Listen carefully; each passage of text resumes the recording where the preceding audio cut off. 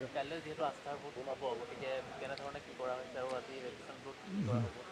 আমাৰ একো কৰা নহ'ব অহাকালি আস্থা ভোট সবে ভালে ভালে ভোট দিব লাগে বাস এইখিনি কথা আৰু আমাৰ অলৰেডি মেজৰিটি আছে গতিকে তাতে একো প্ৰব্লেমে নাই আমাৰ আজিৰ দিনটোত আমাৰ লগত মানে ২৬টা আছে গতিকে তাতো চিন্তা কৰিবলগীয়া নাই য'ত ২১টাহে লাগে মাত্ৰ আৰু অপজিশ্যন যিবিলাকে কৰি আছে তেওঁলোকৰ ১৬টা আছে ১৬টা কেতিয়াও চৰকাৰ হ'ব নোৱাৰে আস্থা ভোট জিকিব নোৱাৰে আৰু কিছু সাংবিধানিক বাণী কৈ আছিল না সাংবিধানিক চোৱা এতিয়া কৰ্ডে চব কনফিউজন কৰি দিলে একচুৱেলি BTCৰ ষ্ট্ৰাকচাৰটো বেলেগ কাৰ্বি আংলঙৰ NC হিলছৰ 6 শিডিউল হ'লেও ষ্ট্ৰাকচাৰটো বেলেগ এতিয়া BTCত আমাৰ এক্টতে আছে যে স্পিকাৰ আজি কৰ্ডৰ কেছত কৈ আছে কি চেয়াৰমেন মানে আগতে চেয়াৰমেন পাতিব লাগে তাৰপিছতহে চেয়াৰমেনে চিফৰ ইলেকশ্যন পাতিব এতিয়া আমাৰ স্পিকাৰহে আছে তাত কৰ্ডে সেইটোও নাজানিলে বা মানে যিবিলাকে সেইটো যুক্তি প্ৰদৰ্শন কৰিছে মানে পিটিশ্যনটোত তেওঁলোকে BTCৰ ষ্ট্ৰাকচাৰটো বাদ দি ফালে কাৰ্বি আংলঙৰ NCৰ ষ্ট্ৰাকচাৰটোত ক্লেইম কৰি দিলে তাৰপিছত যাছে আজি মানে যিটো অৰ্ডাৰ ওলাইছে সেই অৰ্ডাৰৰ স্পেচিফিক কোনো মানে তেনেকুৱা ক্লিয়াৰ নহয় যে যোৱা 15 তাৰিখক প্ৰমোদ বড়ো ডাঙৰীয়াই যিটো চিফ হিচাপে অভাৰটেকিং ল'লে তেওঁ আজিলৈকে চিফ আছে না নাই না সেই অভাৰটেকিং লোৱাটো কৰ্ডে কেনচেল কৰিলে সেই অৰ্ডাৰখনত কোনো উল্লেখ কৰা নাই গতিকে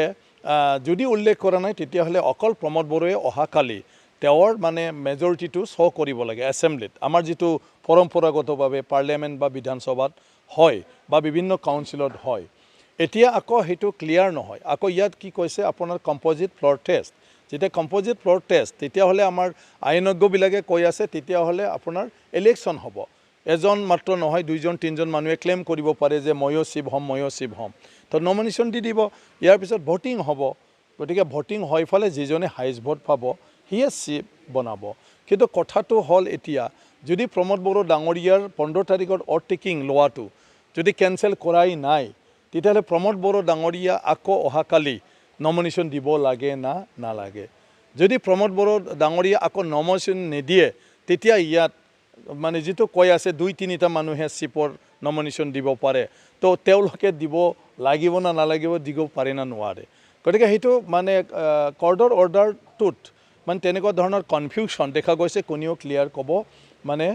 পাৰা নাই এতিয়া জাজকটো যাই ফালে কোনেও সুধিব নোৱাৰে আমি যদি মন্ত্ৰীৰ অৰ্ডাৰ কাৰোবাৰ অৰ্ডাৰ হ'লে আমি গৈ ফালে তেওঁৰ তাত ক্লিয়াৰ ল'লোঁ হয় যে আপুনি যে সেইটো কৈছে সেইটো কি ধৰণৰ এতিয়া জাজক সুধিব কোনে গতিকে আমি মাত্ৰ সেইটোৱে ৰাইজৰ অসুবিধা নোহোৱাকৈ BTCখন ভালদৰে চলি যাব লাগে কিছু আমাৰ মাজত আপোনাৰ আজি মানে BPF দলে নিজৰে স্ববিৰোধী স্থিতি লৈ ফালে কৰ্ডত গ'ল আৰু য'ত BTCৰ মান মৰ্যাদাটো তললৈ মানে নুমাই আনিলে সেইটোৰ দ্বাৰা আৰু এটা কনফিউশ্যন প্ৰক্ৰিয়া আনিলে য'ত স্পিকাৰৰ ঠাইত তেওঁলোকে চেয়াৰমেন হ'ব লাগে বুলি উল্টাকৈ ক'ব ধৰিলে গতিকে সেইটোৰ কাৰণে আজি সেই পৰিস্থিতিটো হ'ল কাৰণ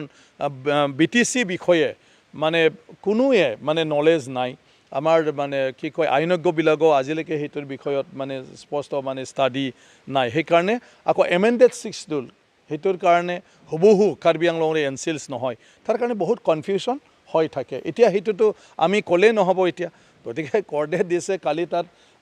এছেম্বলি ছেক্ৰেটাৰী আছে গতিকে তেওঁ যি ধৰণৰ কণ্ডাক্ট কৰে তেনেকৈ হৈ যাব আমাৰ মাত্ৰ কথাটো হ'ল অহাকালি মুঠতে চিফ ফাইনেল হ'ব লাগে আৰু চৰকাৰটো ফাইনেল হ'ব লাগে আৰু ৰাইজৰ উন্নয়নৰ কাৰণে কাম কৰি যাব লাগে ইয়াৰ পিছত বাকী যিখিনি বিসংগতি আছে আমি BTCত ধুনীয়াকৈ ৰুল প্ৰেম কৰি আহি থকা দিনটোত যাতে কোনো তেনেকুৱা ধৰণৰ চৰকাৰ মানে গঠন কৰাৰ ক্ষেত্ৰত কিছু মানে তেনেকুৱা ধৰণৰ নিয়মাৱলীক লৈ ফালে যাতে সমস্যাৰ সৃষ্টি নহয় এইখিনি আমি চৰকাৰ কৰাৰ পিছত ঠিক কৰি লওঁ